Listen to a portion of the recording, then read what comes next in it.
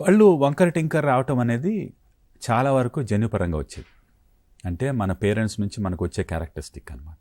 రెండోది ఏంటంటే, ఇప్పుడు నాకు పెద్ద దవడుండి పెద్ద పళ్ళుండి, నా భార్యకి చిన్న పళ్ళుండి చిన్న దవడుండి, నా చైల్డ్కి నా భార్య నుంచి చిన్న దవడొచ్చి నా నుంచి పెద్ద పళ్ళు వచ్చాయనుకోండి, అక్కడ మిస్ మ్యాచ్ ఉంటుంది.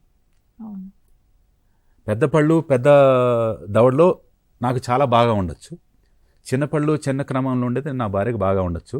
కానీ మిస్ మ్యాచ్ డిఫరెంట్ క్యారెక్టర్స్ వచ్చినాయి అనుకోండి, అక్కడ నుంచి ఇది one of the important causes. నోట్లో ఏలు పెట్టుకుంటే పళ్ళు ఎగుడు దిగుడు రావటం అనేది అది ఒక కారణం. ఇంకొన్నిసార్లు ఏమవుతుందంటే, పాల పళ్ళు ఊడవలసిన టైంలో ఊడకుండా, ఇప్పుడు ఫర్ ఎగ్జాంపుల్ 6 సంవత్సరాలప్పుడు ఊడవలసిన పళ్ళు 6 సంవత్సరాలప్పుడు కాకుండా 7, 8, 9, 10 అప్పుడు ఊడుతున్నాయి అనుకోండి, అక్కడ రావాల్సిన శాస్త్రదాంతము ఇంకో చోట వస్తుంది అనమాట.